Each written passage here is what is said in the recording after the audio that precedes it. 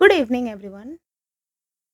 आज हम लोग जिस टॉपिक पे बात करेंगे वो है क्लासरूम में लर्नर्स के, हमारे स्टूडेंट्स के, हमारे विद्यार्थियों के लर्निंग स्टाइल, मतलब सीखने के तरीके। बेसिकली देखिए, हमारे क्लासरूम में, किसी भी टीचर के क्लासरूम में जो बच्चों का ग्रुप होता है वो होता है हेट्रोजेनस ग्रुप। मतलब विभिन्नताओं से भरे हुए, अलग अलग आयामों पे अलग अलग विभिन्नताओं से भरे हुए बच्चे होते हैं। सभी बच्चों को एक ही साथ इंक्लूसिव एजुकेशन के माध्यम से, इंक्लूजन के माध्यम से, मतलब समावेशन के माध्यम से हमें एक ही प्लेटफॉर्म पे सिखाना है। अभी इस एक ही प्लेटफॉर्म पे सिखाने से मतलब है कि सभी बच्चे को एक समय में ही सिखाने का प्रयास करना है। लेकिन व्यक्तिगत रूप से यदि किसी को गाइडेंस की ज़रूरत है तो उसे व्यक्तिगत गाइडेंस भी हम देंगे। बेसिकली जो क्लासरूम में हम अपने हेटेरोजेनस ग्रुप को सिखा रहे होते हैं, उसमें जो सीखने की जो अलग-अलग आदतें होती है, जो लर्निंग स्टाइल है, उसे सामान्य स्तर पे 4 वर्गों में बाँटा गया है। वो 4 वर्ग हैं, सबसे पहला विज़ुअल लर्निंग, दूसरा है oral learning, visual learning, oral learning, कैनेस verbal learning and then kinaesthetic learning. Okay, तो देखिए, जो विजुअल लर्निंग है वो कौन से स्टूडेंट का लर्निंग स्टाइल होता है? वैसे छात्र, वैसे हमारे स्टूडेंट जो देख के सीखते हैं।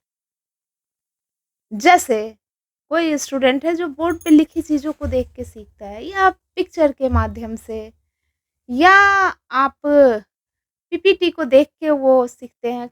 जैसे आप क्लास ले रहे होते हैं तो कुछ बच्चे बोलते हैं कि मैम इसको लिख दीजिए, सर इसको लिख दीजिए। तो इस टाइप का जो बच्चा आपको क्लास में कहता है, एक्चुअली वो बच्चे हमारे विजुअल लर्निंग पैटर्न वाले छात्र होते हैं। ये छात्र अपने जीवन में सामान्यतः अच्छे चित्रकार और कई सारे जैसे मूवीज़ में काम करने वाले अच्छे कलाकार के रूप में सामने आते हैं, विजुअल आर्ट में अच्छे होते हैं। अलग-अलग तरह की जो भी विजुअल एक्टिविटीज़ होती है, या चीज़ों को देख के वो बहुत ही आसानी से समझ लेते हैं। तो हमारे टीएलएम के अंदर विजुअल लर्निंग वाले छात्रों को ध्यान में रखते हुए विजुअल चीज़ों को भी ऐड करना आवश्यक होता है। जो नेक्स्ट है हमारा लर्निंग स्टाइल हमारे बच्चों का, वो है ओरल। ओरल जैसा कि नाम से ही पता चल रहा है, सुन के सीखने वाला। अब देखिए, जो सुन के सीखने वाले बच्चे होते हैं ना, इनकी लिसनिंग कैपेसिटी बहुत अच्छी होती है, और वो एक्चुअली एट द टाइम सुनते-सुनते, मनन करते हुए अपने व्यक्तिगत जीवन से उसे जोड़ पाने में भी सक्षम होते हैं। ऐसे बच्चे कई बार देखा गया है कि बहुत अच्छे स्पीकर, नेता या राजनीतिज्ञ आदि करियर को अपनाते हैं। वैसे ये कोई फाउंडेशन नहीं है करियर, ये तो टाइप ऑफ पर्सनैलिटी है। ऐसे बच्चों के लिए जो क्लास में अरेंजमेंट की ज़रूरत होती है, वो है कि आप विज़ुअल लर्निंग के साथ-साथ, विज़ुअल चीज़ों को टीएलएम में जोड़ने के साथ-साथ, कुछ न कुछ उसमें लेक्चर को भी ऐड करें। कुछ ना कुछ टीचर सिर्फ़ दिखा के नहीं, बल्कि खुद भी बोल-बोल के बताए। कई बार आप क्लासरूम में देखते होंगे कि बच्चे क्लासरूम में फिर से बोलिए या बोल के बताइए, इस तरह की के डिमांड्स करते रहते हैं। तो ये वही बच्चे होते हैं जिन्हें जिनका जो लर्निंग स्टाइल है वो ओरल लर्निंग पैटर्न होता है। ओके, और जो नेक्स्ट लर्निंग पैटर्न है वर्बल लर्निंग, तो हमारा जो तीसरा type of style of learning होता है बच्चों का, वो है वर्बल लर्निंग।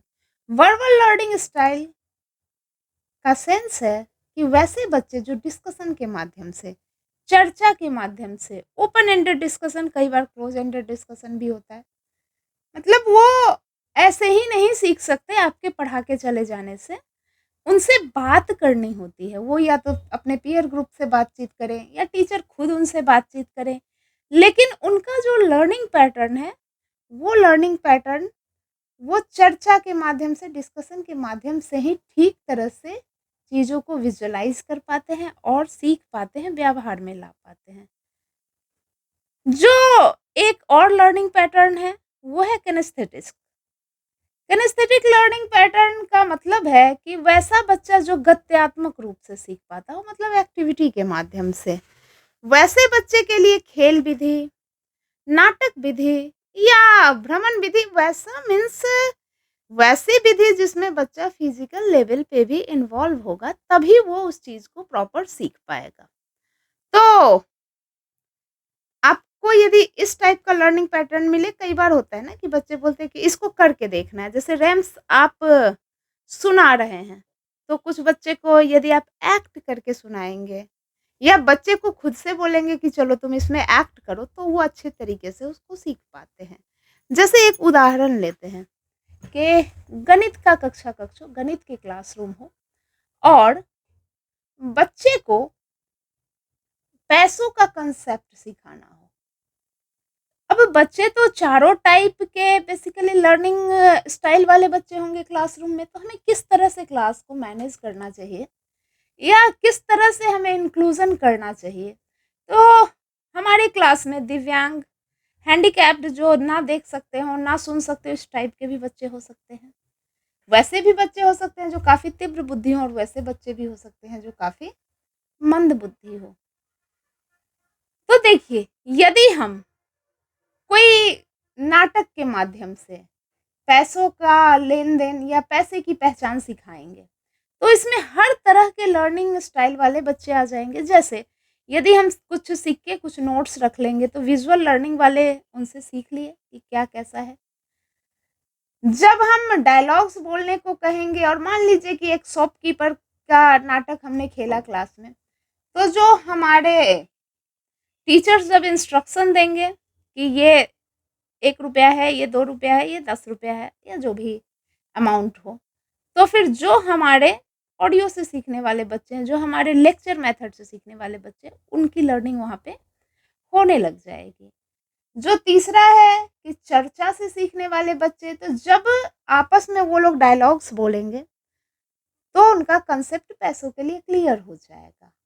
और ये चूँकि शॉपकीपर का एक खेल बन जाएगा ड्रामा, तो जो वैसे बच्चे हमारे जो फिज़िकल लेवल पे इन्वॉल्व होके ही सीख पाते हैं, वो भी यहाँ पे सीख पाएँगे। अब देखिए, यहाँ पे डिसेबल्ड बच्चे जो नहीं देख सकते हैं, वो भी सुन के सीख लेंगे और जो नहीं सुन सकते हैं, वो भी देख के सीख लेंगे। तो मैक्सिमम टाइप ऑफ स्टूडेंट को हम इन्वॉल्व कर सकते हैं। अपने टीचिंग लर्निंग मटेरियल को हमें इस तरह डिज़ाइन करना चाहिए कि चारों लर्निंग स्टाइल के बच्चे के लिए उसमें पर्याप्त विषय वस्तु उपलब्ध हो, उसमें पर्याप्त चीज़ें हों। चारों लर्निंग स्टाइल के, चाहे बच्चे जिस भी बैकग्राउंड से आ रहे हों, जिस भी लर्निंग स्टाइल के हो, टीचिंग लर्निंग मटेरियल हमेशा सबको ध्यान में रख के बनाना है। यदि हम ऐसा करते हैं, यदि टीचिंग लर्निंग मटेरियल को या अपना टीचिंग स्टाइल को इस तरह का बना के रखते हैं कि सारे बच्चे को बराबर मौका मिले, क्लासरूम में इक्विटी हो, इक्वालिटी के साथ-साथ, तो फिर ऑब्वियसली हर लर्निंग स्टाइल के बच्चे पढ़ पाएँगे। अब यहाँ पे एक शब्द आया, इक्विटी, जो कि अब तक के लेक्चर में मैंने डिस्क्राइब नहीं किया है। तो देखिए, इक्विटी मीन्स समता, इक्वालिटी मीन्स समानता। क्लासरूम हमारा कैसा है? हेटेरोजेनस ग्रुप है, जिसे हमें इंक्लूसिव बनाना है, मीन्स सबके लिए समान अवसर। तो वैसे बच्चे जो मान लीजिए किसी कारण से ठीक से नहीं पढ़ पा रहे हैं, उनको भी समान अवसर देना, उन्हें अलग से समझाना, पर्सनल ट्रेनिंग भी थोड़ी बहुत देने की ज़रूरत हो तो देना और तब जाके उन्हें क्लास में इन्वॉल्व करवाना, क्लास में भी उन्हें बराबर मौका देना। मतलब कि ज़रूरत के हिसाब से संसाधन मुहैया कराना, दैट इज़ समता, इक्विटी। और इक्विटी जब क्लासरूम में होगी, तो ऑब्वियस सी बात है कि धीरे-धीरे इक्वलिटी भी आ ही जाएगी। तो इक्विटी को हम एक टूल समझ सकते हैं इंक्लूसिव क्लासरूम को चलाने के लिए, एक टूल समझ सकते हैं भारत के भविष्य में सभी को इक्वल बनाने के लिए। तो यदि टीचर्स सच में प्रयास करेंगे और अपने टीएलएम और अपने पढ़ाने की टेक्निक को इंक्लूसिव बनाएँगे, प्रत्येक तरह के लर्निंग स्टाइल वाले बच्चों को ध्यान में रखकर अपना टीएलएम एंड टेक्निक चुनेंगे, तो ऑब्वियसली बात है कि लर्निंग गैप फुलफिल की जा सकती है। साथ ही इक्विटी को अपनाकर हम एक दिन इक्वलिटी भी ला सकते हैं और सारे बच्चे सीखेंगे। और भारत का भविष्य तो ऑब्वियसली बात है कक्षा कक्ष में ही निर्मित होता है, तो भविष्य भी उज्जवल होगा। Thank you very much.